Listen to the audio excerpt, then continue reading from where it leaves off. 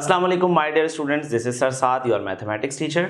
Students, logarithms का chapter continue है हमारा और अब तक की जो डिस्कशन हो चुकी है वो हुई है लॉगरिथम्स पर। एंटी लॉगरिथम्स के बेसिक इंट्रोडक्शन पर हमने बात करी थी और एक एग्जांपल सॉल्व करी थी लास्ट वीडियो लेक्चर में, जिसमें हमने पॉजिटिव कैरेक्टरिस्टिक की एग्जांपल को डील किया था। और इंशाल्लाह इस वीडियो लेक्चर में हम डील करने वाले हैं नेगेटिव कैरेक्टरिस्टिक की एग्जांपल को। नेगेटिव कैरेक्टरिस्टिक से मुराद क्या है, नेगेटिव कैरेक्टरिस्टिक का मतलब क्या होता है। स्टूडेंट्स, जब भी क्वेश्चन इस तरह का हो और डेसिमल पॉइंट से पहले जो नंबर लिखा है उस पर ये बार लगा हुआ हो, ये प्राइम साइन लगा हुआ हो, तो इट मींस कि इसकी कैरेक्टरिस्टिक क्या है, -2। क्यों -2? क्यों स्टूडेंट्स? ये जो बार है वो नेगेटिव को रिप्रेजेंट करता है, ठीक है। तो इसकी कैरेक्टरिस्टिक क्या है स्टूडेंट्स? इसकी कैरेक्टरिस्टिक है -2। क्वेश्चन का मोटिव क्या है, क्वेश्चन का गोल क्या है, क्वेश्चन का एम क्या है? अब मैं आपसे ये क्वेश्चन करूं, अगर फॉर एग्जाम्पल के स्टूडेंट्स 10 की पावर ये हो, अगर 2 बार 0.1324, तो इसका आंसर क्या होगा? बता सकते हैं? बगैर कैलकुलेटर के बता सकते हैं? नहीं बता सकते, लाजमी बात है, क्योंकि इतना मुश्किल सा सवाल है कि 10 की पावर, एक तो पहली बात, दूसरी बात ये डेसिमल पॉइंट में, तीसरी बात ये कैरेक्टरिस्टिक नेगेटिव है, तो ये तो बताना थोड़ा सा मुश्किल होगा। तो स्टूडेंट्स, इसके लिए हम यूज करते हैं एंटीलॉग, एंटीलॉग का कॉन्सेप्ट यूज करते हैं। तो चलिए एंटीलॉग निकालते हैं। कुछ नया नहीं होने वाला, बस नया थोड़ा सा काम होगा, वो इस वजह से होगा क्योंकि कैरेक्टरिस्टिक जो है वो नेगेटिव में। तो इसका सॉल्यूशन करेंगे। इसका सॉल्यूशन करते वक्त सबसे पहले हम लिखेंगे कि वी हैव अ कैरेक्टरिस्टिक, ठीक है। हमारे पास जो इस क्वेश्चन के अंदर कैरेक्टरिस्टिक है वो है -2। -2 क्यों लिखा है स्टूडेंट्स? 2 बार का मतलब होता है -2, ठीक है। और मैंटिसा क्या है स्टूडेंट्स? मैंटिसा किसे कहते हैं? जब आप डेसिमल पॉइंट के बाद वाली चीजों को डील करते हैं तो उसे हम मैंटिसा कहते हैं। तो यहाँ पे मैंटिसा कौन है? 0.1324। तो स्टूडेंट्स, एंटीलॉग जब निकालते हैं तो मैंने आपसे कहा है प्रीवियस लेक्चर में कि डेसिमल पॉइंट के बाद वाली वैल्यूज को अहमियत दी जाएगी, उससे पहले वाली वैल्यू को अहमियत नहीं दी जाएगी। तो हम लोग बात करेंगे 1324 से रिलेट करते हुए। 2 का अभी हाल फिलहाल कोई काम नहीं है। तो चलिए 1324 है हमारे पास, 1324। इतना स्पेस क्यों देके लिखा, अभी आपको बताते हैं इतना स्पेस देके क्यों लिखा। सबसे पहला काम होता है स्टार्टिंग के 2 डिजिट्स का, 0.13। जल्दी से एंटीलॉग का वो टेबल निकालिए और उसमें देखिए 0.13 का जो नंबर होगा वहां आके रुकिएगा। जैसे ये रहा 0.13, कहाँ होगा 0.13? 11 और 12 के नीचे होगा। ये तो बड़ी आसान सी बात है। तो 13 का जब आपको वो नंबर मिल जाए, उसके बाद ऊपर चेक करेंगे। कौन सा नंबर चेक करेंगे ऊपर स्टूडेंट्स? ऊपर हम लोग चेक करेंगे 2 वाला नंबर और उसके कॉलम में जाके रुक जाएंगे, ठीक है। आपने कहा सर उसके कॉलम में तो बहुत सारे नंबर्स हैं, हम कौन सा वाला नंबर पिक करें?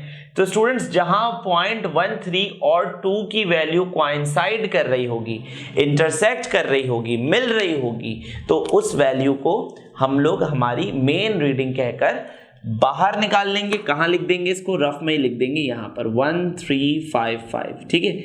ओके स्टूडेंट्स, 0.13 इस्तेमाल हो चुका, 2 इस्तेमाल हो चुका, ये लास्ट डिजिट रह गया 4, ये अभी तक इस्तेमाल नहीं हो चुका ना।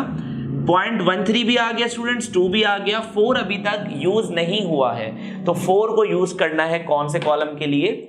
मीन डिफरेंस के कॉलम के लिए। तो स्टूडेंट्स, हम बात करेंगे 4 कॉलम के लिए। तो ऊपर नंबर्स लिखे होंगे, अगर नहीं लिखे हुए तो फिर मैं रिपीट कर रहा हूं इस बात को, खुद से कॉलम काउंट कर लें। पहला वाला कॉलम 1, दूसरा 2, तीसरा 3 और 4th वाले कॉलम में जाके रुक जाइए। अब 4th वाले कॉलम में आप रुक तो गए हैं, पर आप कह रहे हैं सर 4th कॉलम में तो बहुत सारे नंबर्स हैं, कौन सा नंबर पिक करें? तो स्टूडेंट्स, हम 13 वाली रो में चल रहे हैं ना, तो जहां पर आपकी 13 वाली रो आ रही होगी आप वो वाला नंबर पिक करेंगे। तो आप टेबल में देखेंगे ना, आपको 1 नजर आएगा। तो स्टूडेंट्स, 1 भी आ गया वहां से, 1355 आ गया यहां से। दोनों को करना क्या है, क्या होगा इनके लिए? इनको करेंगे हम लोग ऐड। तो स्टूडेंट्स, आंसर आएगा 1356। क्या आंसर आया? 1356। क्या ये हमारा फाइनल आंसर है? अगर आपने प्रीवियस वीडियो लेक्चर देखा है तो क्या ये हमारा फाइनल आंसर है स्टूडेंट्स? हरगिज ये फाइनल आंसर नहीं है। गौर से सुनिएगा, बगैर डेसिमल पॉइंट के फाइनल आंसर नहीं दिया जा सकता। डेसिमल पॉइंट तो लगाना पड़ेगा, चाहे यहां पे क्यों ना लगाएं, डेसिमल पॉइंट लगाना पड़ेगा। मगर बात यह है, क्या डेसिमल पॉइंट हम अपनी मर्जी से लगा सकते हैं? ऐसा तो नहीं हो सकता। तो डेसिमल पॉइंट लगाने के लिए हमारी हेल्प करेगा कौन? कैरेक्टरिस्टिक हमारी हेल्प करने वाला है। डेसिमल पॉइंट के लिए हमारी हेल्प कौन करेगा? ये कैरेक्टरिस्टिक हमारी हेल्प करेगा डेसिमल पॉइंट के लिए। तो स्टूडेंट्स अगर आपको याद हो तो मैंने कैरेक्टरिस्टिक निकालने का तरीका सिखाया था, जिसमें मैं आपसे एक्सपोनेंशियल नोटेशन बनवाता था। अगर आप लोगों को याद हो, मैं आपसे एक्सपोनेंशियल नोटेशन बनवाता था जब मैं आपको कैरेक्टरिस्टिक सिखा रहा था लास्ट वीडियो लेक्चर्स में। तो स्टूडेंट्स अब मैं आपको इसका एक शॉर्ट तरीका सिखा रहा हूँ कि डेसिमल पॉइंट कहाँ पे प्लेस करना है। बहुत गौर से सुनिएगा, ये शॉर्ट तरीका है, बुक से थोड़ा सा हटके है। तो डेसिमल पॉइंट कहाँ प्लेस करेंगे स्टूडेंट्स हम लोग? 1 3 5 6, ये हमारा आंसर है। नेगेटिव ऑफ 2 कह रहे हैं ना स्टूडेंट्स, नेगेटिव ऑफ 2 कह रहे हैं, तो आप क्या करेंगे? आप 2 जीरो लगाएंगे। और से सुनिएगा मेरी बात, हम कितने जीरो इस्तेमाल करेंगे इसमें? हम इस्तेमाल करेंगे 2 जीरो।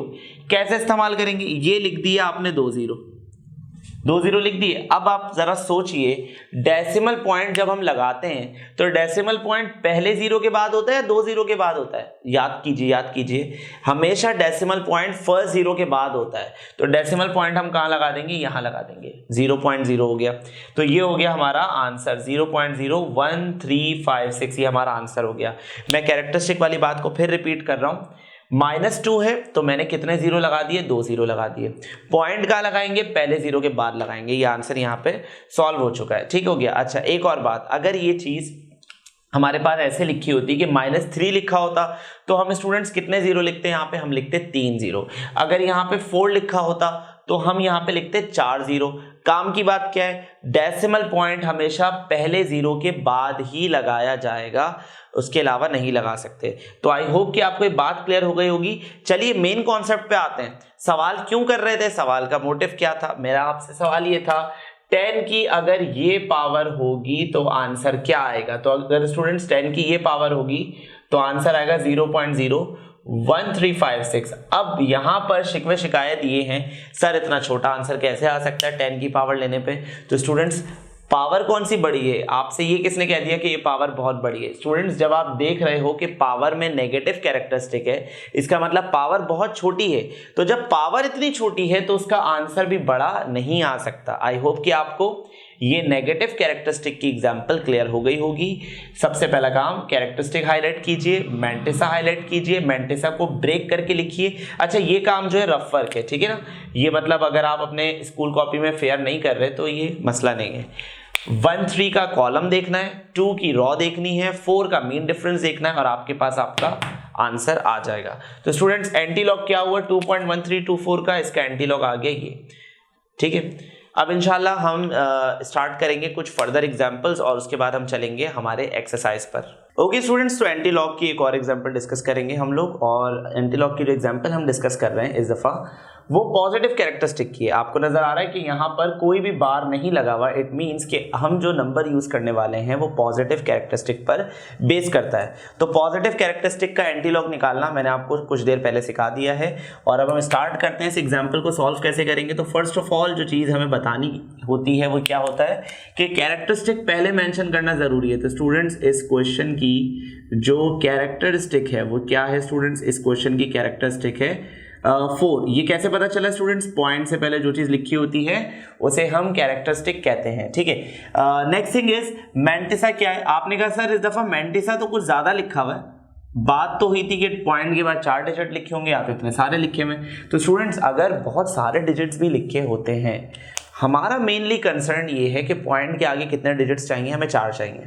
तो वो 4 डिजिट्स कौन से होंगे? 6 1 5 2, 6 1 5 2। ये 1 और 3 जो लिखा हुआ बेकार है, वो फिलहाल बेकार है, क्योंकि हमारे एंटीलॉग टेबल के लिए हमें डेसिमल पॉइंट के बाद सिर्फ 4 डिजिट्स की नीड है। यहां बहुत सारे, तो मैंने अपने मतलब के जो डिजिट्स है वो लिख दिए सिर्फ 0.6152। और जो मैं यहाँ रीडिंग निकालूंगा वो इन्हीं नंबर्स के अकॉर्डिंग टू निकालूंगा, ठीक हो गया। तो जरा देखिएगा और से 0.61 अलग लिख दिया, 5 अलग लिख दिया और 2 अलग लिख दिया। याद रहे ये रफ वर्क है, ठीक है स्टूडेंट्स, ये रफ वर्क है। अच्छा चलें आइए एंटीलॉग टेबल देखते हैं। मैंने एंटीलॉग टेबल पूरा ड्रॉ नहीं किया, मैंने सिर्फ वो नंबर्स लिखे हैं जिसका मुझे अभी इस क्वेश्चन में काम था। तो आप कॉलम चेक करेंगे 0.61 का, तो आप एंटीलॉग के टेबल में आएंगे ना तो आपको कहीं नजर आएगा 0.61, बस वहीं रुक जाइएगा। फिर स्टेशनरी बॉक्स से निकालिएगा स्केल और स्केल ऐसे रखिएगा और इसको आगे बढ़ाते लेके जाइएगा। अच्छा कहां तक बढ़ाना है स्टूडेंट्स? 61 के बाद अगला डिजिट जो इस्तेमाल हो रहा है वो 5 है। जहां पे आपको 5 नजर आ जाए बस वहीं रुक जाए, स्केल को वहीं स्टॉप कर दें और देख लें कि वो जो रीडिंग है वो दोनों पे मिल रही हो, 6 1 पे भी कोइंसाइड कर रही हो और 5 पे भी कोइंसाइड कर रही हो। अगर वो रीडिंग आपको मिल जाए तो आप फौरन से लिख दिएगा यहाँ पर 4 1 2 1। चलें, एक रीडिंग तो आ गई। एक रीडिंग कहां से आएगी? 6 1 भी इस्तेमाल हो गया स्टूडेंट्स, 5 भी इस्तेमाल हो गया, क्या रह गया? 2 रह गया। लास्ट डिजिट को चेक किया जाता है मीन डिफरेंस के कॉलम में। ये लास्ट कॉलम कौन से होते हैं? मीन डिफरेंस के होते हैं। कौन से नंबर पे जाएंगे स्टूडेंट्स हम लोग? हमारे पास जो नंबर है वो कौन सा है? 2। तो हम लोग हेडिंग वाइज कौन सा नंबर चेक करेंगे? 2। आपने कहा सर 2 में तो बहुत सारे नंबर्स लिखे हैं, सारे पिक कर लूं? ऐसा तो पॉसिबल नहीं है। हम देखेंगे 6 1 की लाइन में जो नंबर आ रहा होगा उस नंबर को कैरी करेंगे। उस 2 को मैंने यहां लिख दिया। अब सवाल ये है, पहली रीडिंग भी आ चुकी है, दूसरी रीडिंग भी आ चुकी है, इन दोनों रीडिंग्स में आपस में करना क्या होगा? इन दोनों रीडिंग्स को हमें करना होगा ऐड। तो स्टूडेंट्स आंसर आएगा 4 1 2 3। 4 1 2 3। क्या ये हमारा फाइनल आंसर है? क्या आंसर यहां पे स्टॉप कर दिया जाएगा? सोचिए इस बारे में, हमने ऐसे क्वेश्चंस किए हैं अभी पहले। ये हमारा फाइनल आंसर नहीं है। जब तक डेसिमल पॉइंट की पोजीशन डिसाइड नहीं हो जाती फाइनल आंसर नहीं आ सकता। तो अब बात करते हैं कि डेसिमल पॉइंट कहां लगेगा। मैंने आपको बताया था स्टूडेंट्स, डेसिमल पॉइंट को प्लेस करवाने का जिम्मा किसके पास है? कैरेक्टरिस्टिक के पास है। कौन करवाता है डेसिमल पॉइंट को फिक्स? कैरेक्टरिस्टिक करवाता है। कितनी कैरेक्टरिस्टिक है हमारी? 4। तो हम क्या करेंगे? फॉर्मूला क्या था? फॉर्मूला था n+1। मैंने आपको जब पॉजिटिव कैरेक्टरिस्टिक वाला क्वेश्चन पढ़ाया था तो मैंने आपसे ये फॉर्मूला डिस्कस किया था। तो n+1 स्टूडेंट्स, n की जगह क्या आएगा? n की जगह आएगा 4। तो 4 + 1 वी गेट 5। इसका मतलब डेसिमल पॉइंट को प्लेस करना पड़ेगा 5 डिजिट्स के बाद। 5 डिजिट्स के बाद हम डेसिमल पॉइंट को प्लेस करेंगे। चलिए काउंटिंग शुरू करते हैं। 1 2 3 4। प्रॉब्लम क्रिएट हो रही है स्टूडेंट्स।